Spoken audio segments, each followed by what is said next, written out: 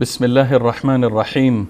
الحمد لله رب العالمين والعاقبة للمتقين، وصلى الله وسلم على سيد الأولين والآخرين محمد الأمين وعلى آله وصحبه أجمعین. بینندگان عزیز و گرامی در هر کجایی که هستید و در این لحظات بیننده برنامه بازسازی اندیشه می باشید، خدمت تک تک شما سروران عرض سلام و ادب و خسته نباشید دارم. امیدوارم که در لباس صحت و عافیت و تندرستی به سر ببرید. با برنامه دیگری از سری برنامه‌های بازسازی اندیشه خدمت شما عزیزان هستیم. در آغاز این برنامه خدمت جناب دکتر احسان الله مبارز که در این برنامه باز هم با ما حضور دارن هم عرض سلام و ادب دارم. جناب دکتر به استودیوی برنامه بازسازی اندیشه خوش آمدید. و علیکم السلام و رحمت الله و برکاته. خوش و خرم و سعادتمند باشید. الله تبارک و تعالی به همه ما و شما توفیق نصیب کند تا در پرتو فرمانهای او و تابع شریعت و دین او در دفاع از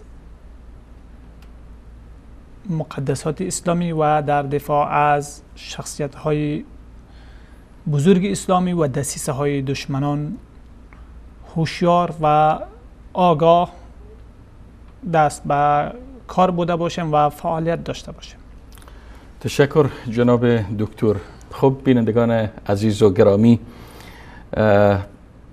آن از شما که طی جلسات گذشته این برنامه و خصوص طی 3-4 جلسه اخیر با ما بودید، البته به یاد دارید که صحبت‌هایی داشتیم در ارتباط و شناخت دعوت شیخ محمد ابن عبدالوهاب و شبهات و تبلیغات زهراگینی که به خاطر بدنام کردن این حرکت و این جریان اصلاحی از سوی دشمنان اسلام و مزدوران کشورهای استعماری به راه انداخته شده بود. و البته مهمترین ابزار و وسیله‌ای که امروز دین فروشان آخوندی به خاطر بدنام کردن این جریان اصلاحی از آن استفاده میکنن خاطرات مستر همفر یا بهتر بگیم آیت الله همفر در لباس مسیحی است که عنوان برنامه این هفته ما می باشد. البته محور اصلی دعوت شیخ محمد ابن عبدالوهاب را محاربه و از بین بردن خرافات و بدعات به ویژه قبر پرستی تشکیل می دهد و در مقابل محور اصلی بازار آخوندان رافیزی و آخوندان صفوی را گرم کردن بازار آرگاه و بارگاه و قبر پرستی و آخوند پرستی تشکیل می دهد. از این رو این دو دعوت در تقابل با هم قرار گرفت و آخوندان به خاطر اینکه این بازار پردرآمدشان پردرآمد قبر پرستی سرد نشوه آمدن و خاطرات کتاب را به نام خاطرات مستر همفر که در حقیقت چنان که در قسمت های قبلی برنامه هم اشاره شد، زیر نام همفر ساختن و جعل کردن و در حقیقتش نوشته آیت الله بیش نیست و از خلال این برنامه به نشانه ها و علائم و مشخصاتی که دلالت بر نوشتار این خاطرات از سوی آخوندان رافضی دارد پی خواهیم برد. با ما باشید عزیزان گرامی. جناب دکتر در خدمت شما هستیم و بحث را در ارتباط و نشانه هایی که دلالت قاطعانه بر نوشتن این خاطرات از سوی آخوندان رافضی میکنه آغاز میکنیم. بفرمایید. الحمد لله نحمده و نستعینه و نستغفره و نعوذ بالله من شرور انفسنا و من سیئات اعمالنا من يهده الله فلا مضل له ومن يضلل فلا هادي له واشهد ان لا اله الا الله وحده لا شريك له واشهد ان محمدا عبده ورسوله. اللهم صل على محمد وعلى ال محمد كما صليت على ابراهيم وعلى ال ابراهيم انك حميد مجيد. اللهم بارك على محمد وعلى ال محمد كما باركت على ابراهيم وعلى ال ابراهيم انك حميد مجيد. و بعد، بینندگان عزیز و گرامی، قسمی که اگر در برنامه‌های گذشته با ما بوده باشید و کسانی که با ما بودن حتما آگاه شدن که این نوشته چی تناقضات را با خود دارد. حتما دینی که حتی بر الله تبارک و تعالی و بر پیامبر بزرگوار اسلام صلی الله علیه وسلم و صحابه کرام و ائمه اهل بیت و بر همه جهانیان دروغ بسته و میبندد و این را جز دین خود میداند و به گفته آیت الله محسنی و دیگرهای هم اگر سخن در تأیید مذهب بوده باشه بر الله و بر رسول الله صلی الله علیه وسلم هم به عنوان حدیث او را بافتن یا بر ائمه و نشر کردن اشکالی نداره. آیت الله محسنی در کتاب، البته یکی از مراجع شیعه افغانستان است، بله بزرگترین مرجعشان است و هم فکر و هم عقیده و هم باور تمامی مراجع آخوندی امروز در ایران و در عراق و بله از آخوندهای ولایت فقیه است. قسمی که نویسنده همین کتاب هم از آخوندهای ولایت فقیه است. معلوم میشه از کسی که نویسنده همین مذاکرات کسی هست که به دیدگاه ولی فقیه یا به باور یا عقیده ولایت فقیه هم عقیده است با اونها هم باور است. خب جناب دکتر اگر اجازه بدین من فقط چند نقطه را ما البته در خلال برنامه‌های گذشته ثابت کردیم، به نقاط مهم اشاره کردیم، از جمله نقطه عمده که دائم برش اشاره شد تولد شیخ محمد ابن عبدالوهاب است که در سال 703 و ملاقات وهمی که آیت الله همفر با شیخ محمد ابن عبدالوهاب گویا داشته در سال 1713 است، یعنی گویایی که با محمد ابن عبدالوهاب در حال دیدار کرده که محمد ابن عبدالوهاب از سنش از 10 سال بیشتر در هنگام دیدار نبوده و باز در خلال این کتاب از خلال نصوص و متونی که در اینجا ارائه میکنه به حقایق بیشتر پی میبریم. خب بفرمایید. اینجا در ادامه همان مطلب شما قابل یادآوری هست که حتما این نویسنده کاملا باورمند به دیدگاه های تشیع بوده، آیت الله بوده دیگه. چون آیت الله هست می نویسه در دیدگاه آیت اللهی این است که اماما بزرگ شدنشان به مانند عامه نیست، یک روزه از اونها به مانند یک ساله است و یک ساله ایشان به مانند زود بزرگ می شوند. از این جهت اکثرشان طفلی نوزاد و 10 ساله و 5 ساله و این قدرها امام می شوند، یعنی از جمله اماما به امامت می رسند چون زود بزرگ می شوند. اینجا هم محمد ابن عبدالوهاب هم به همون اسطوره در خاطر آیت الله مهدی شیرازی وقتی که این یاورا می نوشت همون اسطوره در ذهنش خطور کرده و گفته که همین محمد ابن عبدالوهاب که 1703 تولد شده، در 1713 جوانی بزرگی بود، بسیار با استعداد، زبانهای 3 زبان چیز هم یاد داشت، تسلط کامل هم به چیزا داشت.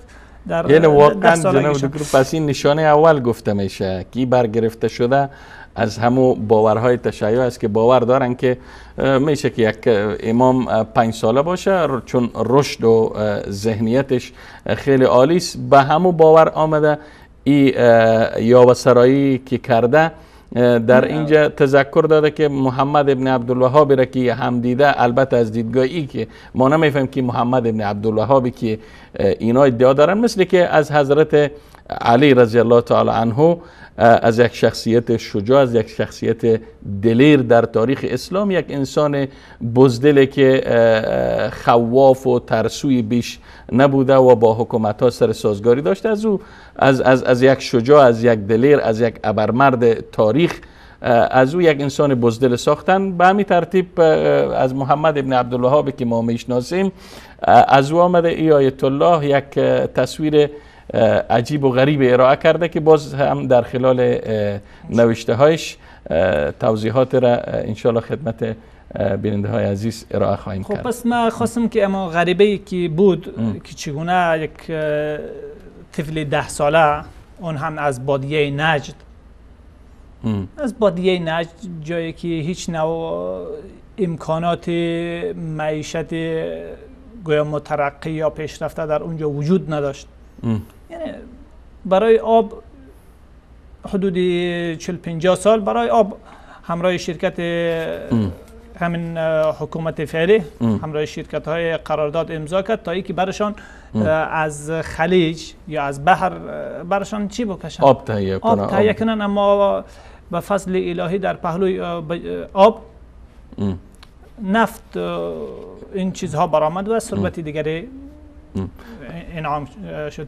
خب پس در اون زمان این طفل 10 ساله چطور وقتی که ملاقات میکنه اوصاف چیز میکنه، جوان بسیار عالی، جوان با استعداد، جوان پرغرور، مسلط بر 3 زبانهای فارسی و عربی و ترکی. البته این هم قابل یادآوری است که همون جاسوس هم با همین 3 زبان تسلط داشته،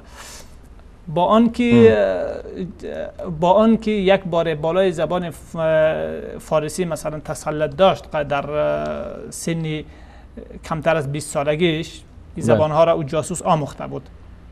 خب قرار گزارش همینجا، چون میگوید که در سال 2013 در سال 1713 او 22 ساله بود. چون بله، چون در سال میگه سال 1710 آمد، وارد ترکیه شد، آستانه شد و بعد از 2 سال برگشت به لندن و بعد از 6 ماه وارد بصره میشه و در بصره، یعنی بعد از 2 سال و 6 ماه که به گفته از شیخ محمد ابن عبدالوهاب باید 9.5 سال 10 ساله بیش نباشه، در سن و سال با این ملاقات میکنه و باز توصیفشی که یک جوان بسیار آزاداندیش و یک جوان با استعداد و یک جوان که 3 زبان یاد داره با او ملاقات میکنه. خب اینجا ما یک نکته که برای بسیاری از چیزا شاید که قابل تأمل بوده باشه است که در همین 1713 بله 1713 یا 1712 به اواخرش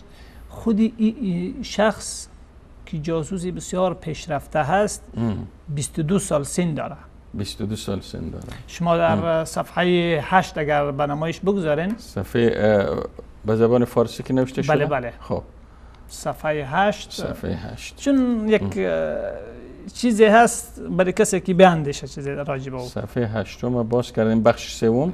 بله بفرمایید جناب دکتر، اگری را نمایش بدن دوستان. سطر 33. خب پایان بیاین. سطر من از نظر آموزش هدفتان اینجاست؟ بله. خب من از نظر آموزش زبانهای ترکی، عربی، قرآن و شریعت موفقیت کامل به دست آورده بودم. البته عبقری بوده. بله اینجا این نکته هست که در او زمان این 3 زبان او کامل یاد گرفته بود. آیت الله همفر. بله آیت الله همفر. اما باز وقتی که دوباره میایه در صفحه 13 و 14 با عبدالرضای شیعه وقتی ملاقات میکنه و در مغازه او با محمد ابن عبدالوهاب با گفتهش آشنا میشه، اونجا بار اول هست که با فارسی آشنا میشه و باز بار دیگر از او فارسی را می آموزانه. این نکته را هم یاد داشت بگم. اینجا را دوستای عزیز اگر در اتاق احمد جان نمایش بتن که صفحه 8 من از نظر آموزش زبانهای ترکی، عربی، قرآن و شریعت موفقیت کاملی به دست آورده. اینجا عجیب است. اینجا ترکی هست. صفحه پیش از این زبان چیز هم میگوید. پیش از این در زبان فارسی؟ بله زبان فارسی و شده در ابتدای رفتش زبان فارسی را هم میگه من یاد داشتم. خب 3 زبان بود. بله در صفحات قبلی هست من تا با او بر نمیگردیم چون او مطلب جانبی است. صفحه 13 شما گفتین جناب دکتر؟ بله. هنگام ملاقات با هدفتون با شما اول صفحه چند نشان؟ خب ما صفحه فعلا صفحه چند است؟ صفحه 13 هستم. بله صفحه 13 اینجا میگویه که خب از اینجا شروع میکنیم. سرانجام مجبور شدم فرمان افندیم که ترکی بود را بپذیرم و با پایان بیاین تا به اینکه تنها ما مطلب بگیم. میگه که فرصت را غنیمت شمرده بعد از زرده اول. بله فرصت را غنیمت شمردم تا از او زبان فارسی را بیاموزم. از عبدالرضا. بله پیش از اون میگه که بار اولی است که با شیعه آشنا میشم نه. و قبل از این خوب باز در چند جای تذکر صفحه 5 اگر شما به نمایش بگذارین در صفحه 5 بله صفحه 5 بله صفحه 5 به نمایش گذاشتم.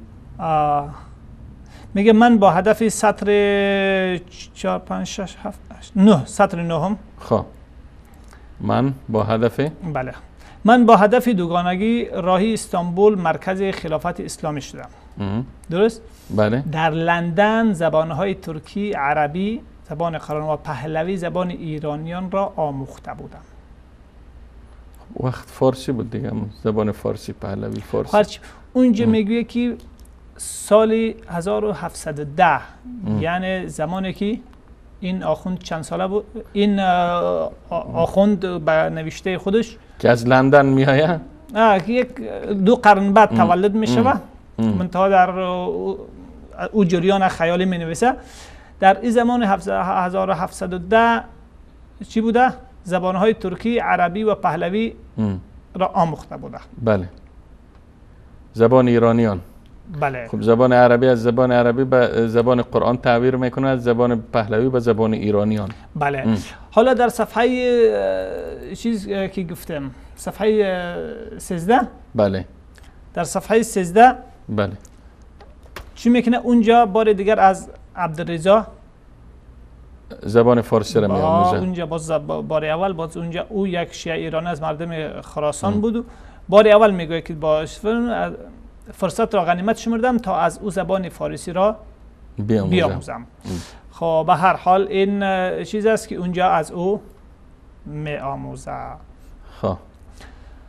خب فرصت های یعنی مطلب اینجا است که پایان که اگر بیایه مطلب ما چیز بود سنی شخص در او سال، یعنی در سن آیت الله همفر یا بله آیت الله همفر گویا در سال 1713. بله. چند بود؟ در سال 22 گفتین. سطر 33 بیاین، سطر 33 از طرف اخیر بیاین. همه صفحه 13؟ نه صفحه 8. صفحه 8 برمیگردیم به صفحه 8. 13 خب مطلبی چیز بود نه؟ صفحه 8 بله. سطر 33 بله. میگویه که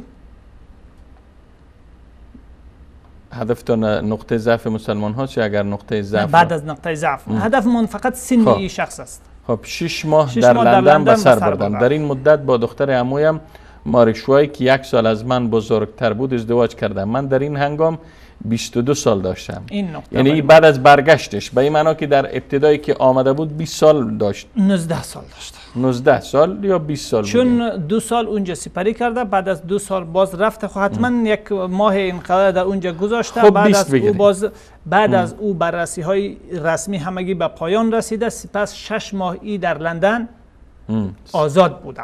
بله. یعنی به اواخری 12 و اوایل 13، یعنی در این هنگامی است که 3 سال بعد از مأموریت اولیش است. حتما این باید یک مدتی قبل از او باید که وقتی آموزش حتی از لندن آمده بوده زبان پهلوی را یاد داشته، زبان فارسی را در سن 19 سالگی. در سن 19 سالگی 19 و 20 این زبان ها را یاد داشته. خب به هر حال جالبتر این است که در همین مطلب بالا که ذکر میکنه میگه که از نزد صفحه قبلی 7 و 6 و همین مطلب براتون میگویم، بینندگان از خودشان بخوان. میگه که طی 2 سال تمام قرآن هم آموخته. بله. با آنکه گهگاه در یک آیت 1 هفته میماند. یعنی میدونم کسی که در یک آیت 1 هفته میمانه در 1 سال بسته قرآن کریمه. او آیت هم از وسط قرآن است نه از اوایل که بگویم در اوایل کن پیش میرفت و در اخیر کم اندک استعدادش بالا رفت و لیاقت و زود فهم و درکش. این آیت از و علی ممن معک میگه این آیت هم بیشتر از 1 هفته تنها در این آیت ماندم تا اینکه گذشت. تفکر تدبر خیلی عالی داشته. بله، در آموخته دیگه خواندنشه. خب پیشی احمد افندی قرآن کریم نزد او خوانده و به دقایق شریعت هم خیلی آشنا شده، زبان عربی را هم خوب یاد گرفته. یعنی تمامی چیزها را در شریعت هم موفقانه با موفقیت کاملی که فعلا که خواندیم، زبان‌های ترکی، عربی، قرآن و شریعت موفقیت کاملی به دست آورده بود. بله. یعنی اینها را با موفقیت کامل خوانده بود. بله. خب این هم در ظرف چند؟ در ظرف 2 سال. 2 سال. در ظرف 2 سال که گاه یک آیت را طی 1 هفته بیشتر 1 آیت را میخواند. خب بگیریم در مجموع چقدر وقت گذشته باشه، این را بینندگان عزیز خودشان بررسی کنن که چگونه این همه این عبقری طی 2 سال که علمای ورزیده و استعدادهای عالی سرزمین‌های اسلامی که شب و روز مصروفیتشان طلب علم شرعی می باشه، در 2 سال نمیتوانند بخشی از این را بیاموزند، چی که کلی از این را. اما این چگونه در 2 سال همگی را آموخت، این را آیت الله میدانه دیگه. خب جناب دکتر اگر اجازه بدید صفحه 9 منتقل شیم. صفحه 9 اینجا یک نقطه خیلی جالب جلب توجه میکنه که نشان از آیت الله بودن این شخص میکنه. صفحه 9 اگر جناب دکتر شما اونجا فکر کنم اگر از اینجا بخوام خوب است که در مورد شیعه و سنی هم چیزی بگویم. آیت الله: شیعیان پیروان علی ابن ابی طالب هستند و او داماد پیامبرشان بوده است. شوهر دخترش فاطمه و پسر عموی پیامبر صلی الله علیه و سلم. شیعیان میگویند پیامبرشان محمد صلی الله علیه و آله و سلم پس از خود علی را به خلافت برگزیده و علی فرزندانش یک پس از دیگری خلیفه هستند. بله. توضیح میده. باز خودش نظر میده جناب دکتر: به نظر من در مورد خلافت علی، حسن و حسین حق باشی است. از این چی برداشت میکنید؟ در مجموع این نه، در مجموع کتاب این یک جای نیست، بلکه در جاهای متعدده همیش.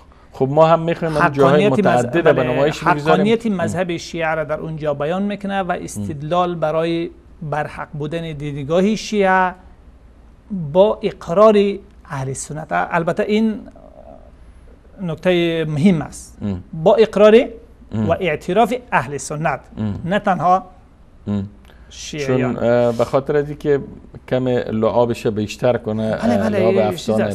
یعنی گاهی شاید جناب دکتر شاید کسی تعجب کنه که چطور میتونه که یک انسان با این تفاصیل و با این جزئیات یک افسانه، یک کتاب بسازه که نزدیک به واقعیت است. اما اگر بر بگردیم به خود دینی که جور کردن، این یک کتاب است، یک کتاب که تقریبا خاطراتی که از 40 صفحه بیشتر نیست، از 40 صفحه بیشتر نیست، ببینیم که دین، احادیث ساختگی و جعلی امامای عجیب و غریب اینا برای مردم ساختن. بحر الانوار 110 مجلده را کسی که دروغ ساختن 40 صفحه که یک سیناریوس فقط شکل یک نهج سیناریو، البلاغه را یک ساخت به نام علی رضی الله تعالی نسبت داد. میتونه به سادگی چیز بگم. ما از این پیشتر اگر برویم کتاب معروف کلیله و دمنه داستانهای ساختگی هست، یا کتاب 1001 شب یا 1000 شبانه روز، همش خیالی است. همگی چیزی هست که داستانهای خیالی هست که نوشته شده و خب جناب دکتر اینجا این نقطه را متوجه باشین، چون نقطه خیلی توضیح میده. ما در صدد هستیم که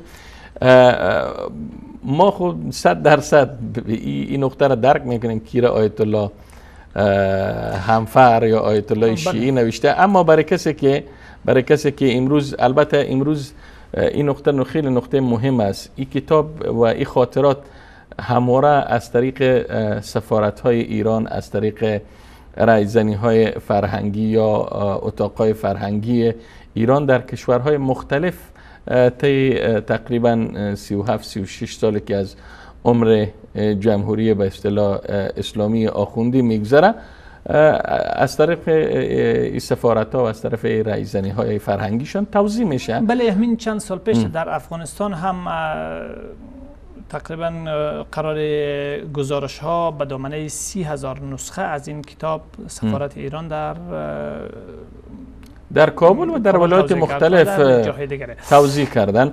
و متاسفانه گفتیم جوانایی که البته ذهنیتشان خالی است و در ارتباط به شیخ محمد ابن عبدالوهاب و دعوت اصلاحی از او اطلاع ندارن، خیلی ها شاید ساده گول و فریب ای آخونده بخورن و باور بکنن. اونجا چیزی که در نزد بسیاری ها کم اندیشیدن و یا نه اندیشیدن خیلی یک رواج عام داره.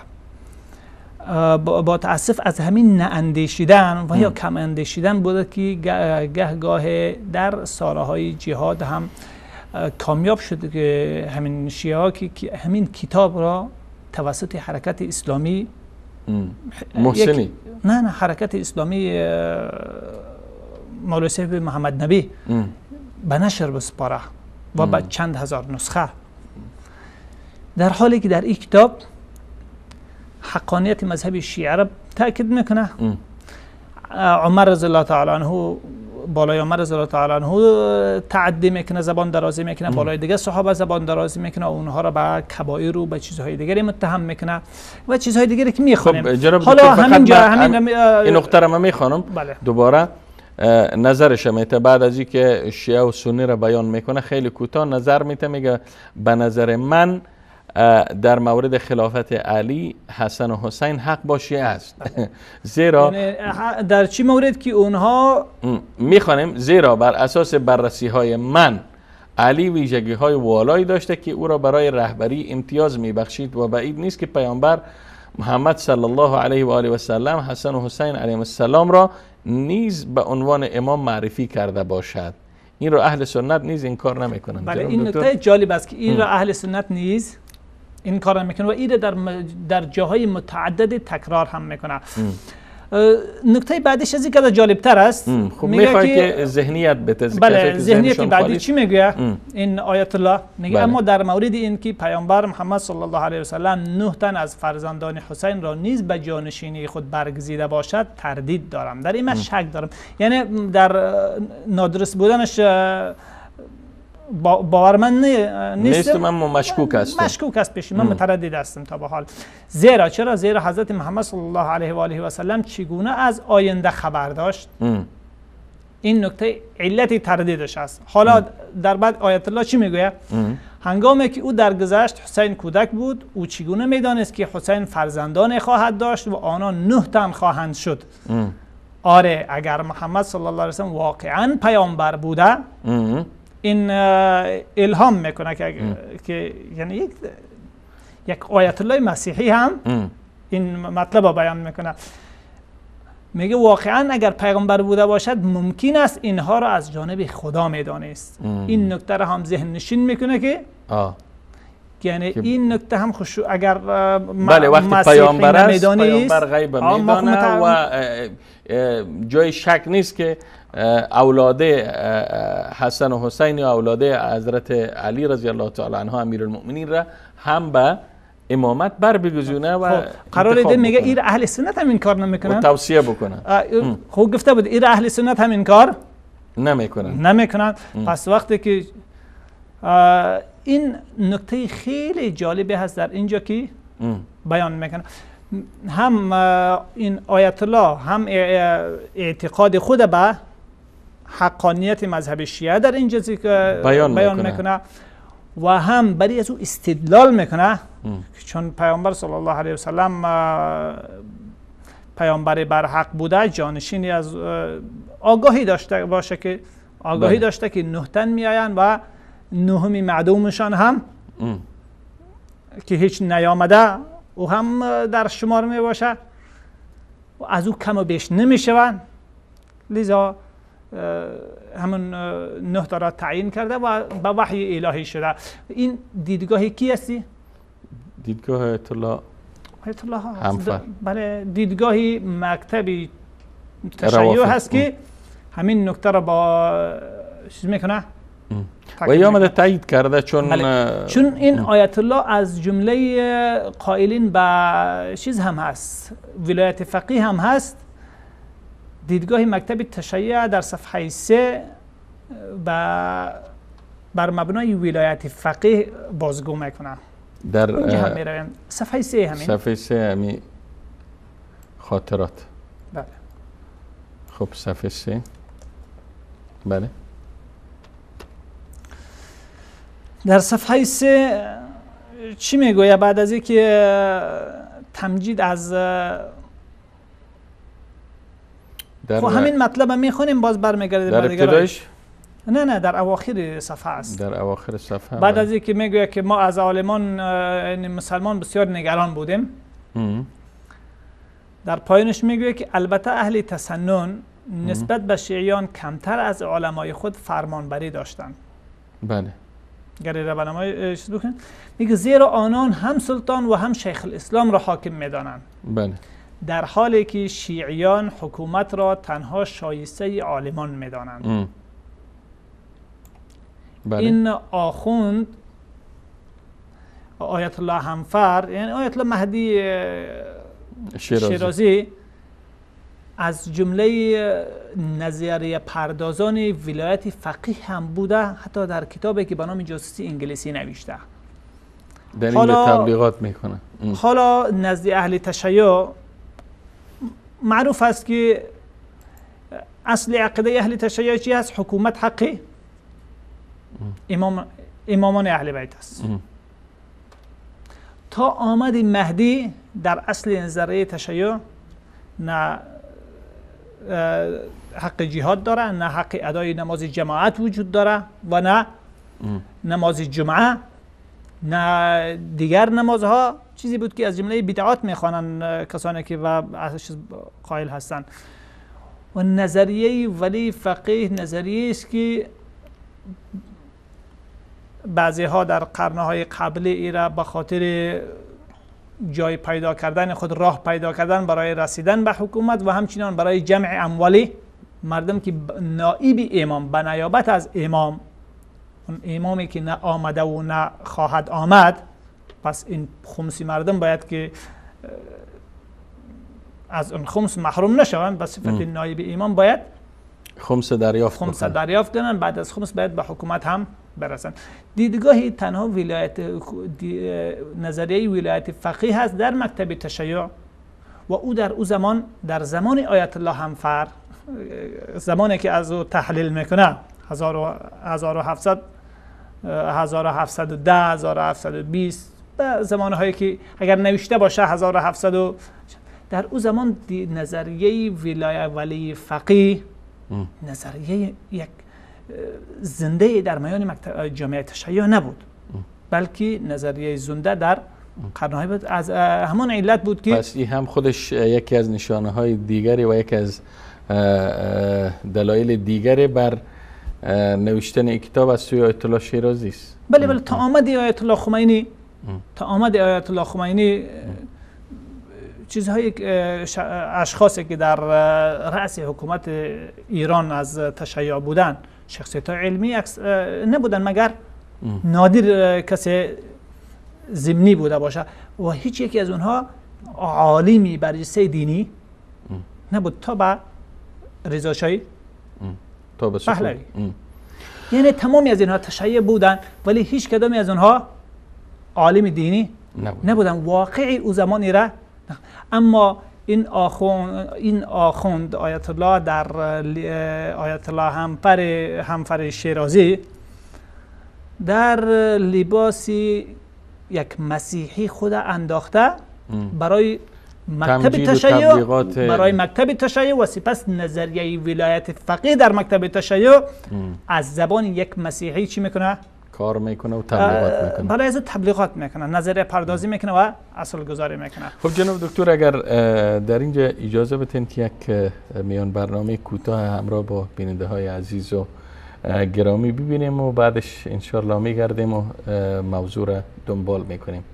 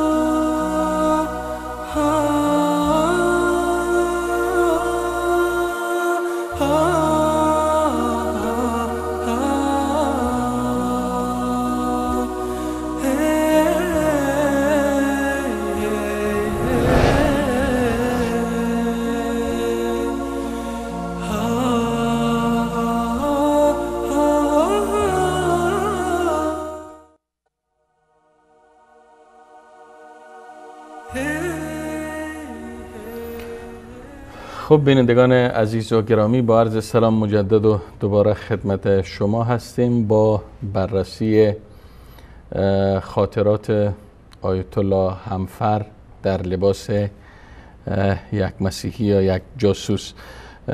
البته به بعضی از نقاطی که دلالت بر شیعه بودن و دلالت بر آیت الله بودن نویسنده این کتاب میکنه یا این خاطرات میکنه اشاره شد و همچنین داریم به برخی نقاط دیگر این خاطرات اشاره میکنیم و رویش انگشت میگذاریم تا عده از آنانی که فریب تشیع را خوردند و در ارتباط به دعوتگر مبارز و مصلح پیشگام شیخ محمد ابن عبدالوهاب دچار شک و تردید بودن، این شک و تردیدها رفع شود، چون در این روزها و در طول تاریخ و شاید در آینده ها هم و این در هیچ جای شک و تردید نیست که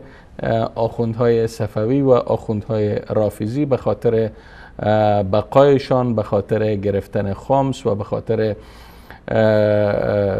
گرفتن ناموس شیعه های مظلوم از ایشان این نظریه را ترویج میتن و به خاطر و چهره شیخ محمد ابن عبدالوهاب که در تقابل با اونا قرار داره و در ضدیت با اونا قرار داره و محور اصلی گفتیم دعوتشان را زدودن قبر پرستی تشکیل میده، اینها از این تبلیغات سیاهشان دست بردار نیستند.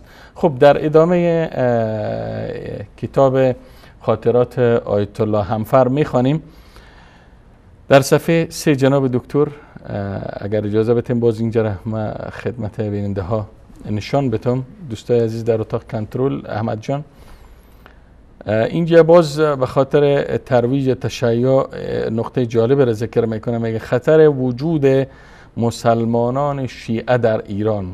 متوجه باشین. اصلا اینجا ببخشین بله بینندگان عزیز متوجه بسازم، اینجا بررسی میکنن نقاط قوت جهان اسلام و نقاطی که از طریق از اونها مقاومت استعمار قوی تر شده بود و اونها فکری بیشتری در مورد او داشتن که شروع میکنه از اول همینجا که میگه که به دلایل زیر ما به نتایج کار اطمینان نداشتیم. اول نیروی اسلام در جان فرزندانش. اصلا این تعبیری هست که یک جاسوس به این شکل تعبیر نمیکنه.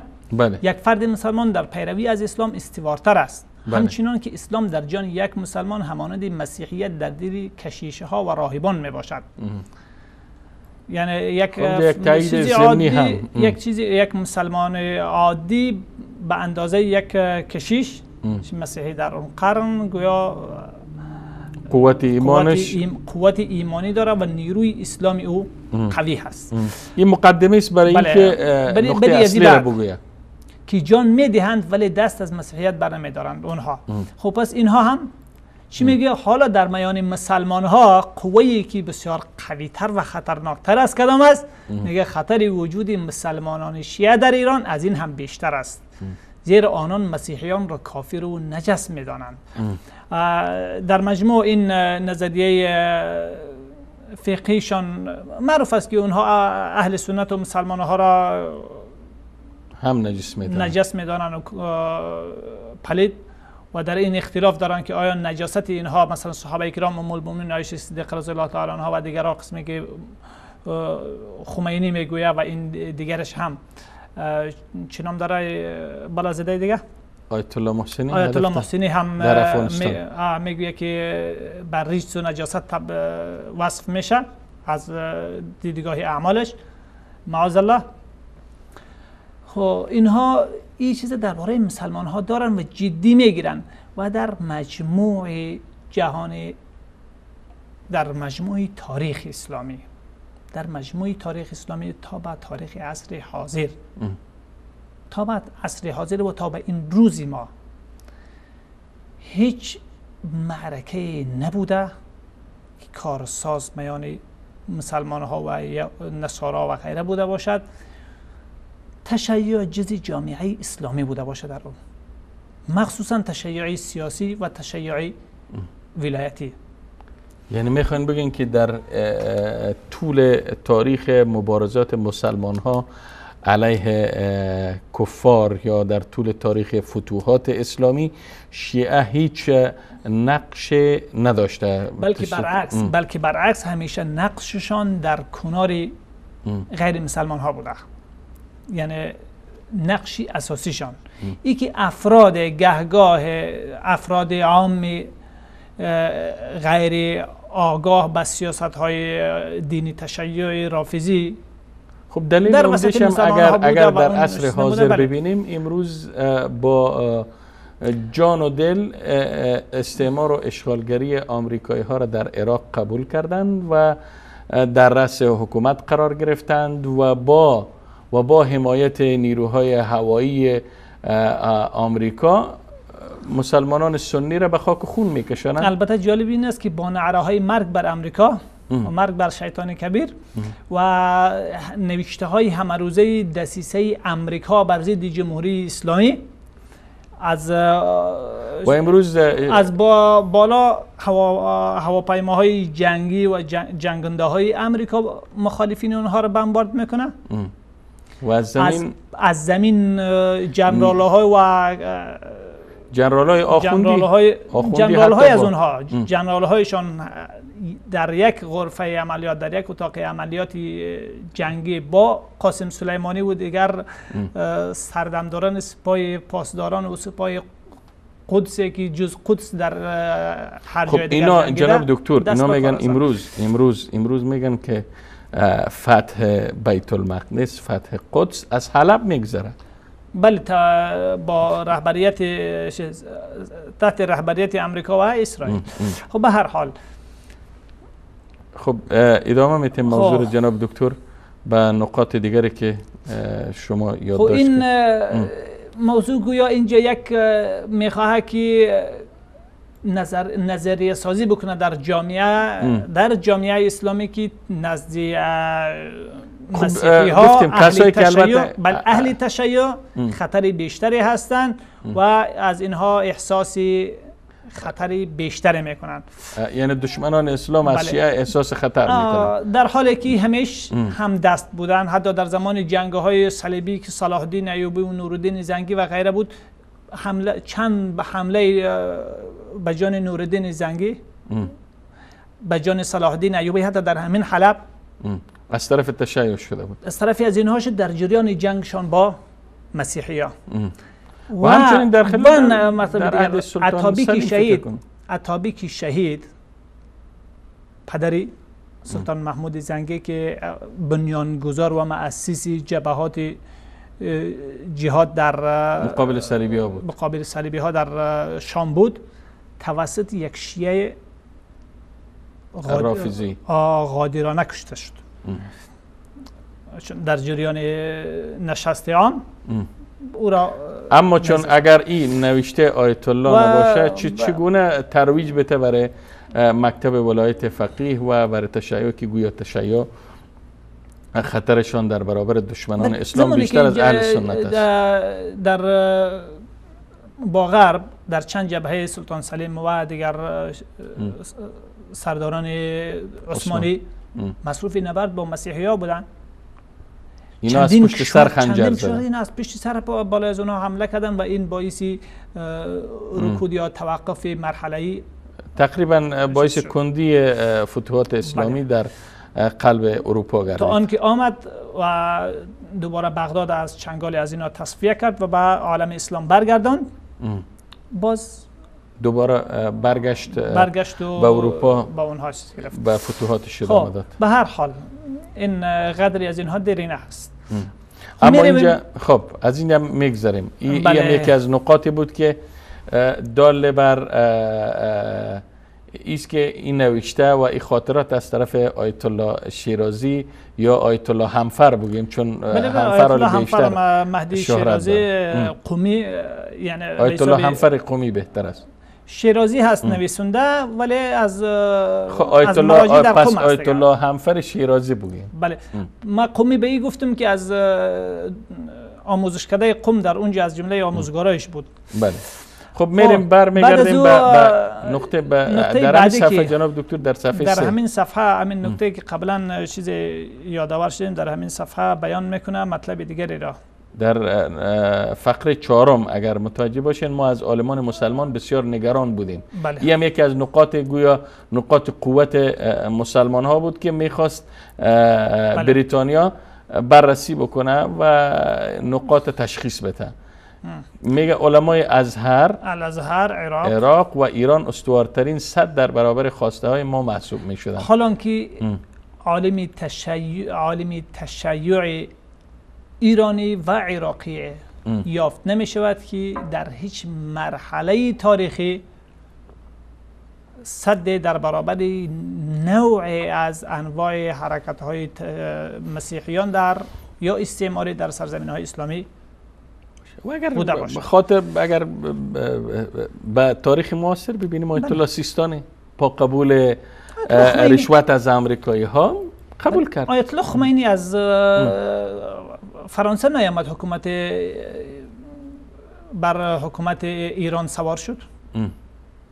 یعنی فرانسه در هواپیمای خود برای مسلمان تربیه میکنه، جمهوری اسلامی مسلمان رو تقدیم میکنه.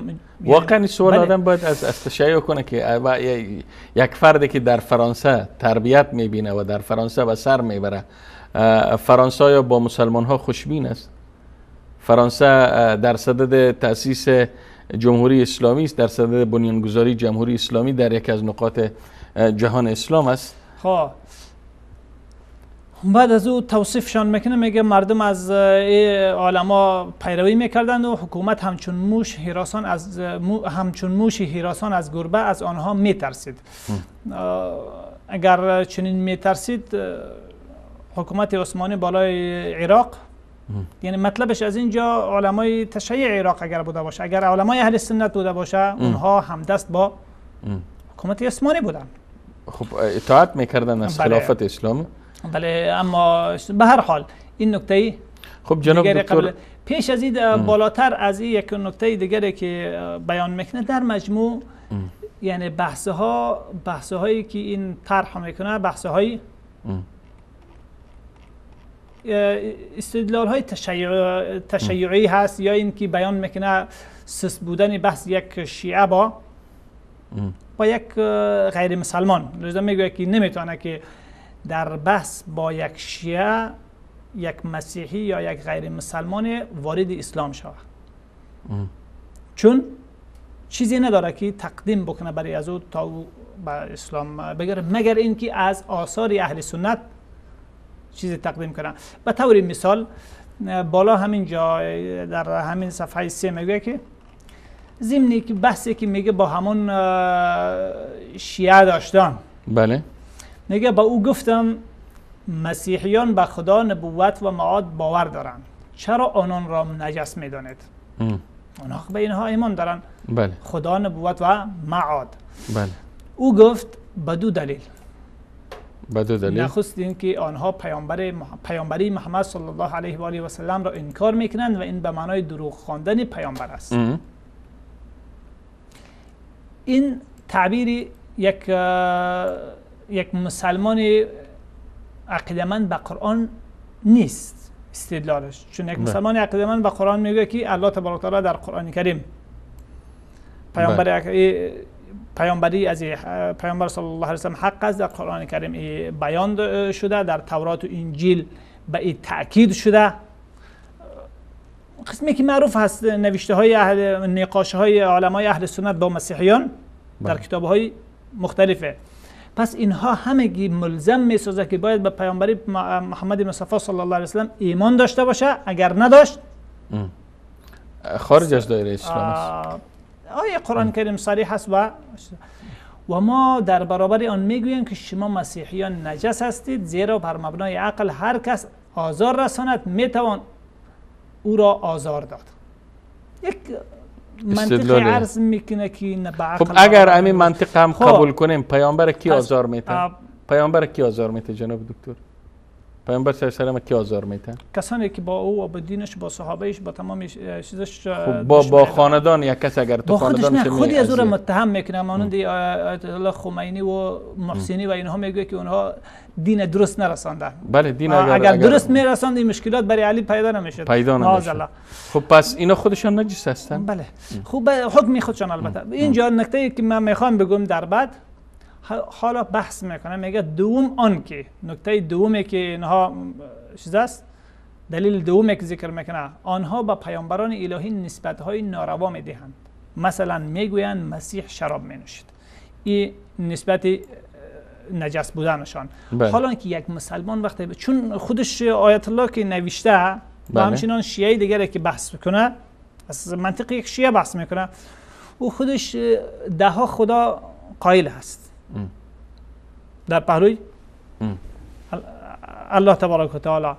اونها را حتی به این حد رسیدن که میگه که اگر اینها با خدا یک جانب باشن، نمیشناسی خدای اصل کدام است و فرع کدام هست.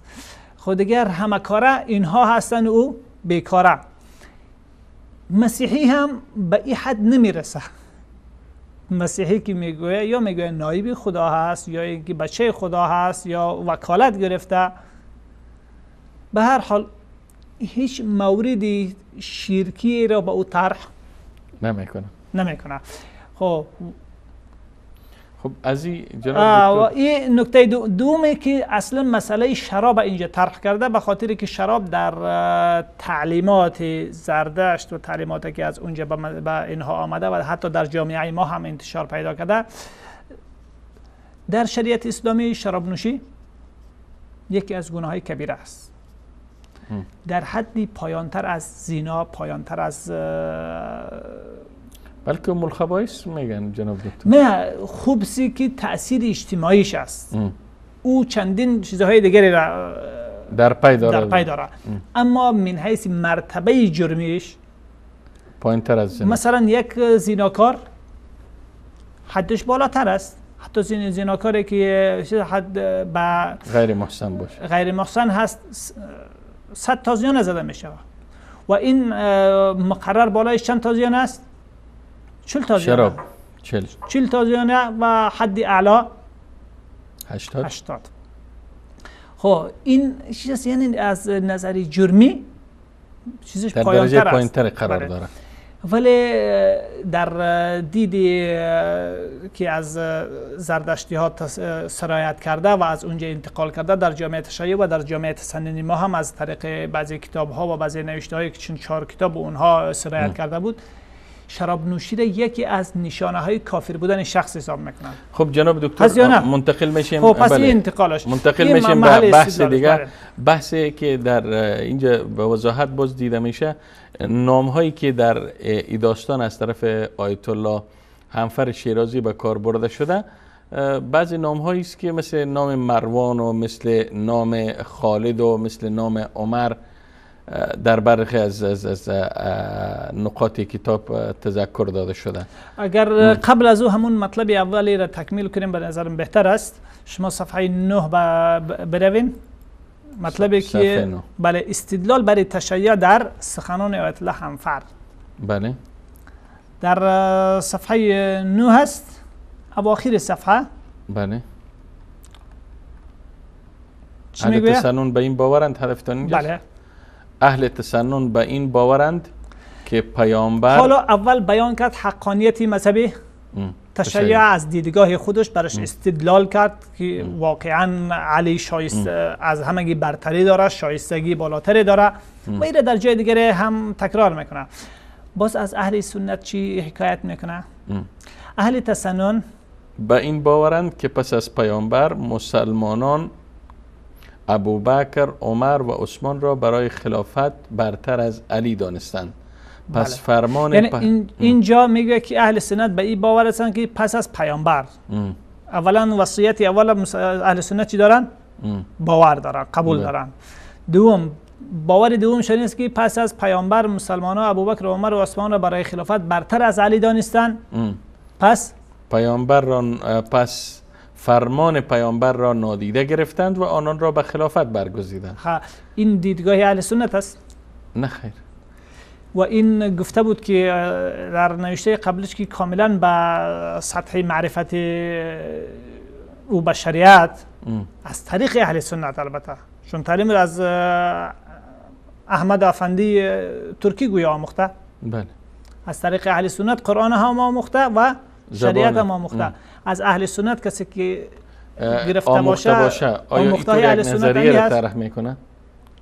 واقعا این جای سوال است که میایه از زبان اهل سنت. اولا دیدگاه اهل تشیع و در بالاتر از او دیدگاه مدرسه ولایتی را مکتب ولایتی اهل تشیع بیان میکنه که قائل به حکومت ولایت فقیه هستند. او را تاکید میکنه و از زبان یک مسیحی حقانیت او را و استدلال ها برای از او را ذکر میکنه. یک انسان بی‌طرفی هستیم، نه سنیستم نه شیعه هستم، لکن ما دین تشیع دین روافض بر حق میدانم و دلیلش است.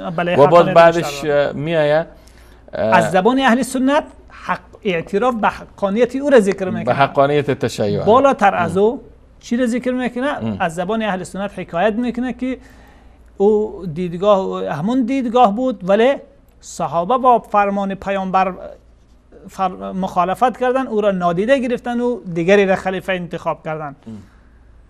این نمیدانم که ببینندگان عزیز واضح شده باشه که در زیر کاسه نیم کاسه وجود داره. نیم کاسه نه، کاسه های ربع کاسه های زیاده هست. خب بله. بریم بعد از او اگر به همین شما در صفحه 13 بار دیگر اگر صفحه 13 بله بخش 4 هدفتان است. همین بله صفحه 13 بله. خب صفحه 13 باز کردم من صفحه 13. خب من بعضی چیزای دیگه رو میگذارم بیننده خودش میخوانه، اما در صفحه 13 اینجا در پایان چیز بیان میکنه مسئله اجتهاد و قصه 4 مذهب چهارگانه هدفتان است. بله بعد از این خب بعد از این طبیعی است که خب از اینجا بخوانیم در واقع عامل جمهور برخی از خلیفه ها به مسلمانان فرمان میدادند. از اینجا خب میگه برخی خلیفه ها به مسلمانان فرمان میدادند که باید یکی از 4 نفر را برای تقلید انتخاب کنند و هیچ کدام از عالمان پس از آنها حق اجتهاد در قرآن و سنت پیامبر را ندارند. این در واقع بستن دروازه اجتهاد بود. خب این آیا در تاریخ یک تحلیلگر چیزی به این شکل واقعه روی داده به این شکل رخ داده؟ نه اینکه ملزم بوده باشه، ملزم بسازه به این شکل نبود. ما در هر قرن ده ها تن از علما داریم و دیگرهایی که مجددهایی داریم در که اونها به حتی به یکی از مذاهب اربعه پایبند هستن. پایبند. خب مثلا ملزم به پابندی نمیدونستن. بحث ما روی کی است؟ روی دعوت شیخ محمد ابن عبدالله بس. خود از یادم یکی از مجتهدین بود. بله و از افراد مجددین، از اصلاحگرا، کسی که آمد تجدید کرد، اما در مذهب فقهی پایبند مذهب حنبلی بود. بله ابن تیمیه هیچگاه هم ادعا نکرد که ما مذهب به خصوص و مذهب جدید را یا مذهب تازه فقهی را تأسیس گذاری و بنیان گذاری کردیم. بله اینجا جالبتر مطلب بعدیش است. این جانبی بود. در واقع عامل جمود فکری مسلمانان همین بسته شدن دروازه اجتهاد است. اجتهاد هست. چه عجب این جاسوسی است که چه تحلیلی داره جناب دکتر. شیعیان از این فرصت استفاده کردند. حالا نکته محل استشهاد ما استدلال ما همینجا است. خب میگه شیعیان از این فرصت استفاده کردند، چون در اهل سنت دروازه اجتهاد بسته شد. بله شیعی‌ها از این فرصت استفاده کردند و به تبلیغ گسترده مذهبشان پرداختند، به طوری که تعداد شیعیان بله که 1/10 اهل تسنن بود رو به افزایش نهاد و تقریبا به تعداد اهل تسنن رسیدند. در چه تاریخ جناب دکتر تعداد شیعه ها و سنی ها یکسان و یک برابر یا 50% و 50% شدن؟ که این شبت بینندگان عزیز تعریف بکنن. خود در بالا هم ذکر میکنه که میگه که مذاهب چهارگانه اهل سنت 1 قرن پس از گذشت پیامبر اسلام به وجود آمدن. 4 عالم پدید آمدن که از اونها چیز کرد با مکتب چیز ادامه همون فرمان پیامبر است، مکتب تشیع. تحلیل ها هست.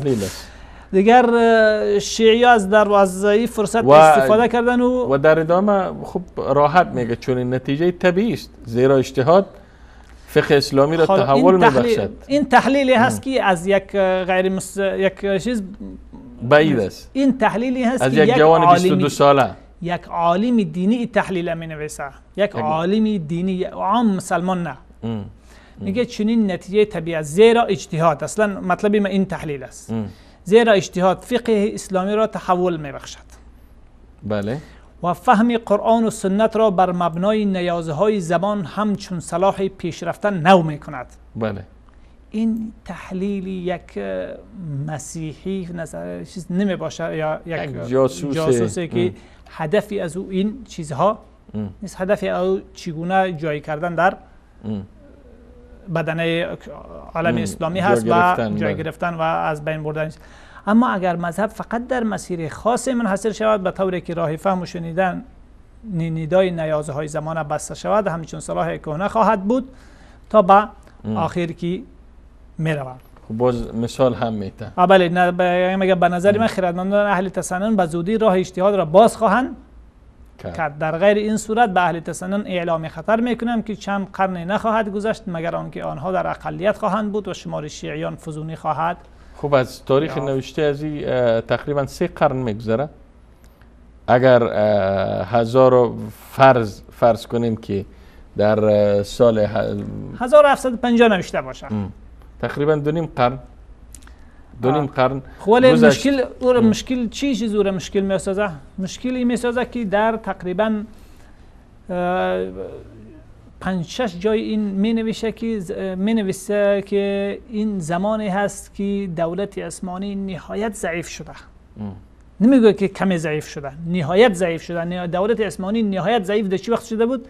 در اواخر قرن 19 و اوایل قرن 19 در دهه تقریبا. نه، اونجا ضعیف شده بود اما نهایت ضعیف نشده بود. نهایت ضعیف بعد از در اواخر یا در اوایل حتی میتونیم در نیمه دوم قرن 19 وقتی است که ضعفی شدید به او پیش آمد تا اینکه در ربع اول قرن 20 سقوط کرد.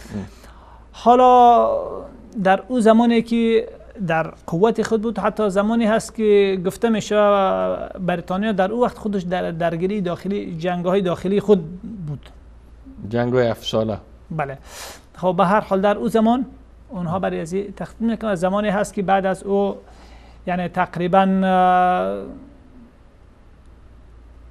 1.5 سال بعد تقریبا میشه 1120 چند سال بعد حداقل اولین مداخله بریتانی در یکی از کشورهای تحت تسلط عثمانی است. خب بس وقتی که اینقدر ضعیف شده باشه، یعنی اون نمیگه که چیز بود کمزوری به او پیش آمده بود، نهایت در حد کمزور شده بود که دیگر چیز نداشت. مثلا میگه در صفحه 3 تکرار میکنه، میگه دولت عثمانی و ایران بسیار ناتوان شده بودند.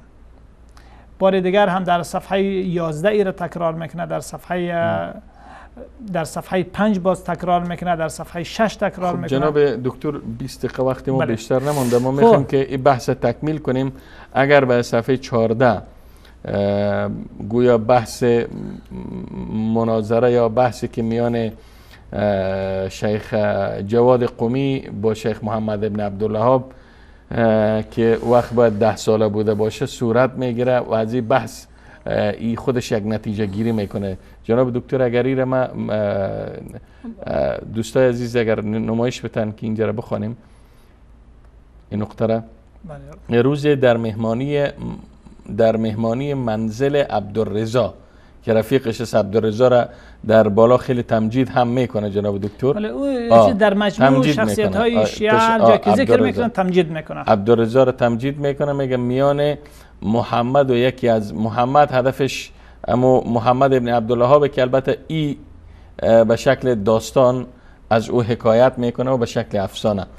میان محمد و یکی از علمای ایرانی شیخ جواد قمی که مهمان عبدالرضا بود بحث در گرفت.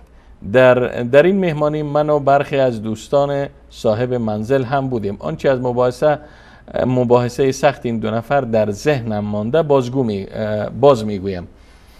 قمی به او گفت اگر تو چنانچه میگویی آزاداندیش و مجتهدی، چرا مانند شیعیان سر به فرمان علی نمیگذاری؟ محمد پاسخ داد زیرا گفتار علی مانند عمر و دیگر معتبر نیست، تنها کتاب و سنت اعتبار دارد. درست جناب دکتر؟ ادامه میدیم. قمی گفت آیا مگر پیامبر صلی الله علیه و سلم نفرمودند که من شهر علم و علی درب آن است؟ این حدیث جناب دکتری، این حدیث موضوعی هست نزد اهل سنت. یعنی نزد اهل سنت حدیث موضوعی یعنی خود بافته و دروغی نیست و بینندگان عزیز میتونن که مراجعه کنن. بلی از و دور نه به کتاب خودی محمد ابن عبدالوهاب که هفته گذشته برنامه‌اش داشته بود. پس علی با دیگر اصحاب تفاوت دارد. محمد گفت اگر گفته علی برهان است چرا پیامبر نگفت؟ خب این بحث ادامه میده جناب دکتر. در آخر من میخوام فقط این نقطه را تذکر بدم که این مباحثه بسیار شگفت زده شدم از این مباحثه بسیار. نه اینجا نه، پیش از شما وقتی که چیز نکته جالب بالاتر از او داره. بله میگه محمد گفت، یعنی در موضوعی که علی رضی الله عنه دارای علمیتی والایی باشد هیچ تردد نیست، اما این حدیث دروغ است. میگه محمد گفت اگر گفته علی برهانه است چرا پیامبر نگفت کتاب خدا و علی ابن ابی طالب؟ قمی گفت پیامبر گفته است کتاب خدا و خاندانم و علی بزرگ خاندان است. این استدلال قمی هست. میگه محمد نپذیرفت که این سخن از پیامبر باشد، اما قمی دلایل جالب است. اما قمی دلایل قانع کننده آورد که او ساکت شد و پاسخی نداشت. یعنی خودش تایید چی میکنه دیگه؟ در ذهن از طریق گویا یک سیناریوی، یک افسانه، یک فیلم حقیقت بودن تشیع، گویایی که تشیع حق است، او را در ذهن جوانها و در ذهن خواننده تزریق میکنه. تزریق میکنه و پیشکاری میکنه که این حتی این جوانی که چی چیزها میگفت. خب او جوان ابتدا تمجید میکنه. خب در جای میخواد تمجید کنه که جوان بود و آزاداندیشو نمیفهم چطوری و چنانی، باز بعدش میگه نقطه آخر جناب دکتر از این مباحثه بسیار شگفت زده شدم. محمد جوان در برابر این شیخ سال خورده قمی همچون گنجشکه که در دست صیاد توان حرکت نداشت. جوان این 10 ساله نمیفهم که با چطور جوان شده. جوان خب باید 16 و 17 لااقل باشه. خب به هر حال این ملاحظات و سوالهای زیادی باز در اینجا جناب دکتر باز ببینیم که میگه نقاط را ذکر میکنه به خاطر و هنگامی که میخواست هدفش یکی از افرادی است که در مشایخ ترکی است که گویایی با او ملاقات کرده و گفت که هنگامی که میخواست نام ابو حنیفه را بر زبان آورد بر میخواست و وضو میگرفت. متوجه است این نقطه؟ بله این نکته گویا مبالغه ذکر میکنه که عموما در میان علما نیست و شخصیت که مثلا برای گرفتن حرف دروغی بیش نیست. این نوع توهین به اون شیخ الاسلامی شیخ ترکی هست که یعنی به عموم علمای اهل سنت به نوع کوشش میکنه که افراد مربوط به اهل سنت یا احمق وانمود بسازه یا بدین.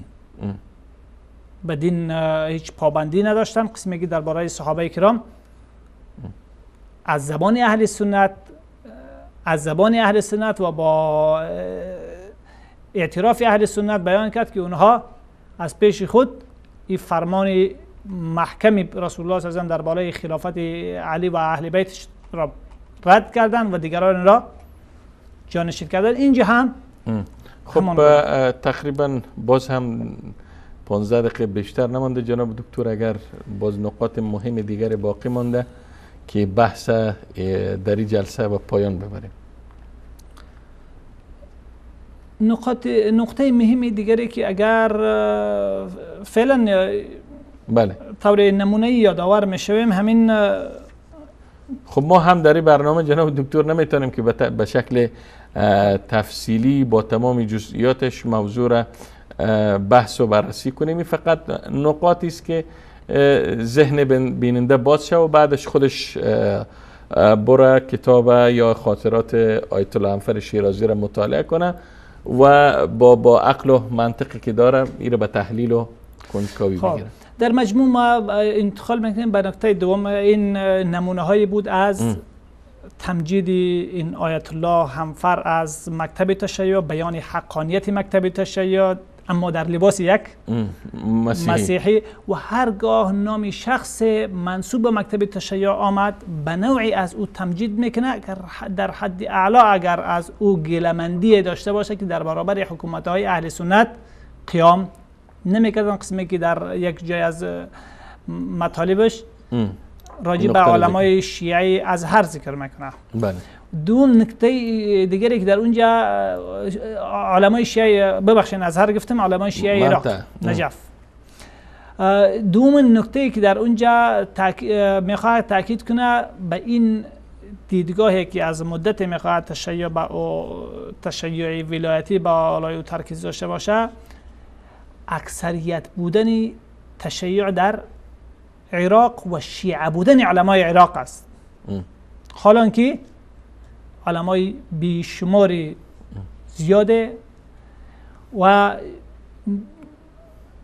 علمای ورزیده در علوم و فنون مختلفه از اهل سنت در عراق بود و هنوز هم این نکته باید تذکر بدیم که البته اینا ادعا دارن که در عراق اقلیت باز هم بیش نیستن، اما مثل که در سوریه حاکمیت را در دست گرفتن و امروز میخوان در لبنان هم حاکم باشن و گذشته از او میخوان در افغانستان و در پاکستان هم در رأس قدرت قرار بگیرند، اما در حقیقت اینا اقلیت بیش نیستن و نمیشه که ما وقتی از علمای عراق نام میبریم علما لزوما باید شیعه مذهب باشن، نه، بلکه اکثریت علمای عراق اکثریت مطلقشان از اهل سنت هستن و سنی هستن، اما امروز یک تعداد مزدورهای امثال سیستانی و صدر و نمیفهم باقر حکیم و فلان اینا که در سوار بر تانک‌های آمریکایی آمدن قدرت گرفتن، این دلیل از این نمیشه که اینها اکثریت هستند در عراق و گویا اهل سنت اقلیت باشن. بفرمایید جناب دکتر. خب به هر حال این نکته هایی که گرفته شده از این قبیل زیاد هست و در مقابل نکته دیگری که میگم در همین برنامه باید بوده باشه، چندین جای هجوم میشه خواند دیدیم. بله.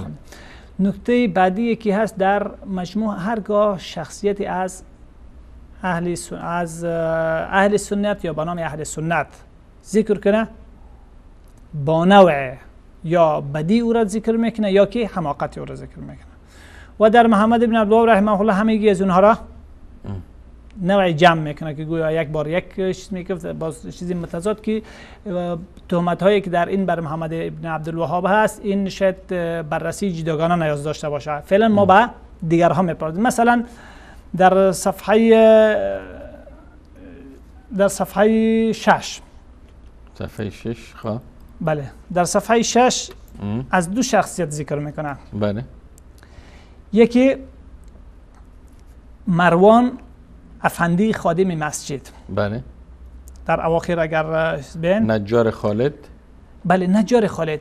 نامش مروان افندی که نام یکی از یاران پیامبر صلی الله علیه و آله و سلم بوده است. این شخصیتی که میگوید که معلومات کافی دینی حاصل کرده بود و مروان ابن حکم که در پاورقی صحابی نبود، در پاورقی شماره 2 باز بیان میکنه، نامش ذکر میکنه، اصلا صحابی نبود. قصداً میخواد که اینجا گویایی که اینجا یک چیزی تلقین میکنه که گویا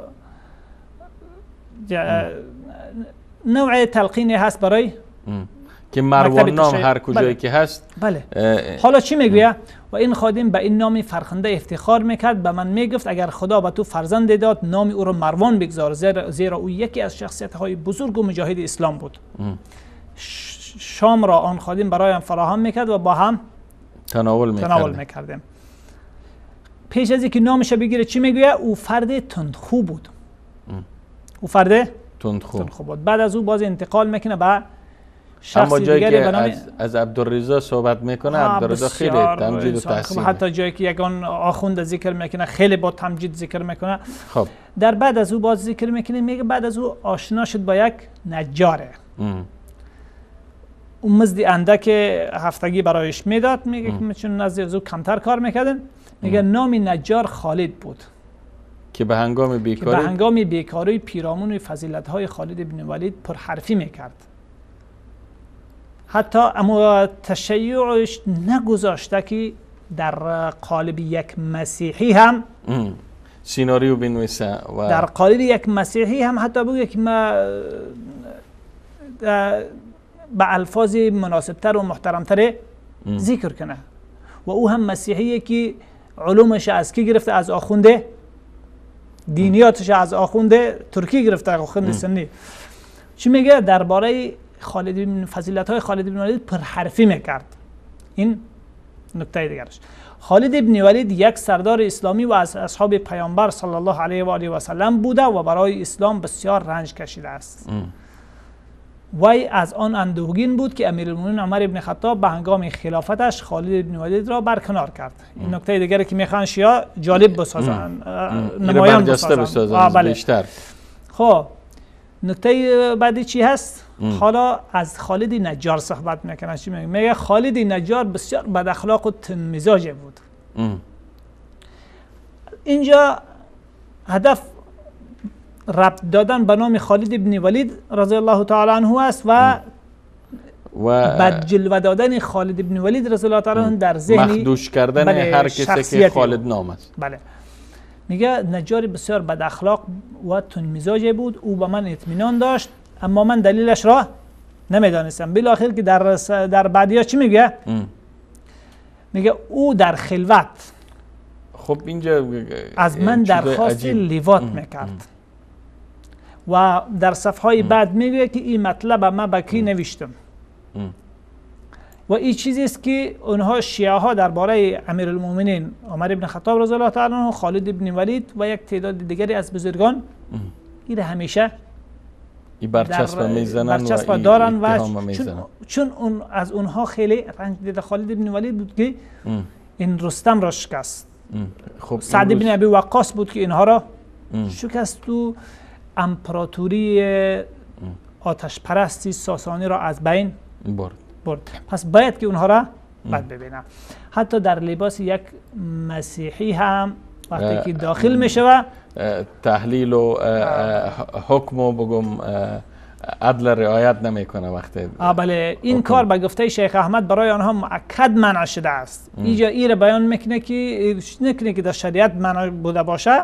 تو خالد بن ولید اونها میگه اما خالد در واقع اعتقاد به دین نداشت، اگرچه به ظاهر و پیش دوستانش به آن تظاهر میکرد. یعنی تعجب میکنم که از اونجا وقت نام عبدالرضا میایه، از عبدالرضا یک شخصیت خیلی ها که حتی در عرصه سیاست و اقتصاد و اجتماعی مسائل خیلی آگاهی بالایی داشت، اما وقتی از خالد نام یاد میکنه خیلی ها با خب الفاظ واضح است، نیاز نیست. بله. بعد از اون میگه که او به نماز جمعه میرفت ما نمیدانم که در روزهای دیگر نماز میخواند یا نه، ولی من از این کار خودداری میکردم. میگه آیت الله میگه من امرایش قبول نمیپذیرم. نه مسئله نماز نمیگویم. این کارش از پذیرفتن درخواست لیوات. بله بله. در جای دیگه می نویسه ما با وزارت مستعمرات نوشتیم، اونها گفتن که اشکال نداره در مصلحت ما باشه، اشکال نداره. خب میگه بگمانم او با دیگر کارگرانش چنین میکرد. اینجا خباثت او را ببین. میگه ای تنها با اون با دیگر کاربرانش چنین میکرد. یکی از این نقطه چی نقطه است که ای باید اینجا ذکر کنه؟ اصلا چی نیازی است حتی اگر این انسان فرزند جاسوس باشه که از طرف وزارت مستعمرات بریتانیا فرستاده باشه، نیاز ذکر مسئله چی است؟ و بسیار غیر از این که نشان میده که آیت الله همفر شیرازی میخواه نام خالده، نام مروان، نام صفیه را این نام ها را چه کنه؟ این نام ها را در ذهنیت مسلمان ها مخدوش کنه. بله.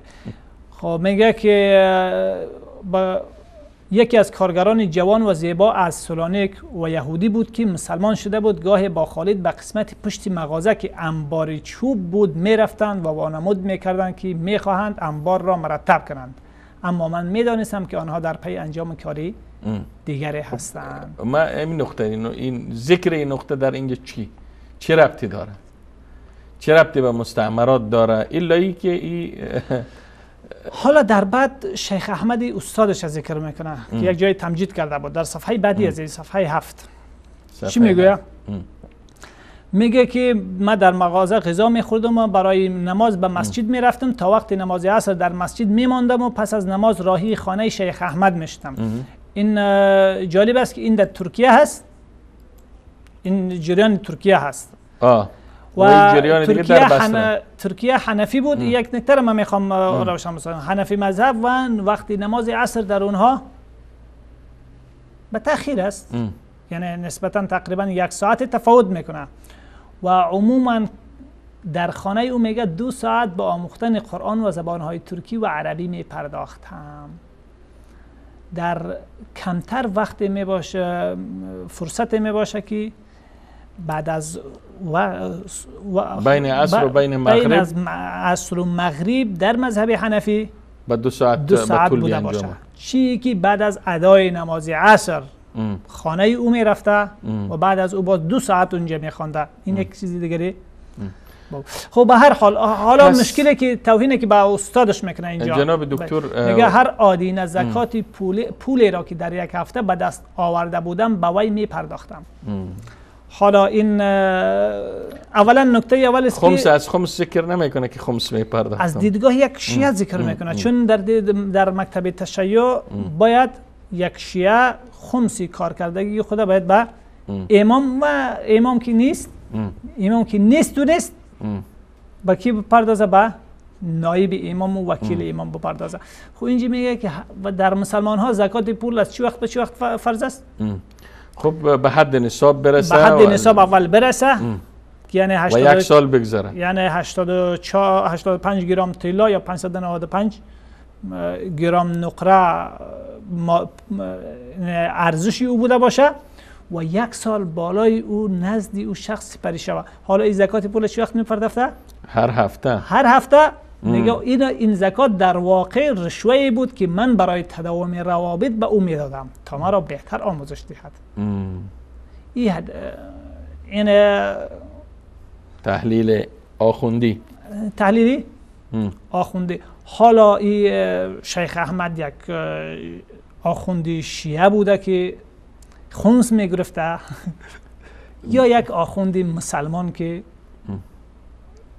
زکات با نصابها و با مقرراتش زکات هم میگرفته. خب جناب دکتر، برنامه ما وقتش در این لحظات به پایان رسید. امیدوار هستم که بیننده های عزیز و گرامی و هر انسان منصفی که قبلا چنین کتاب ها و چنین چرندیات را مطالعه کرده و ذهنیتش در رابطه با شیخ محمد ابن عبدالوهاب تغییر کرده بوده یا ذهنیت بد در ارتباط با این شیخ داشته، دوباره منصفانه و بدور از پیشفرض های سابقه کتاب مطالعه کنه و تحلیل کنه که این کتاب واقعا یک جاسوس انگلیسی نوشته یا یک آیت الله رافضی صفوی نوشته.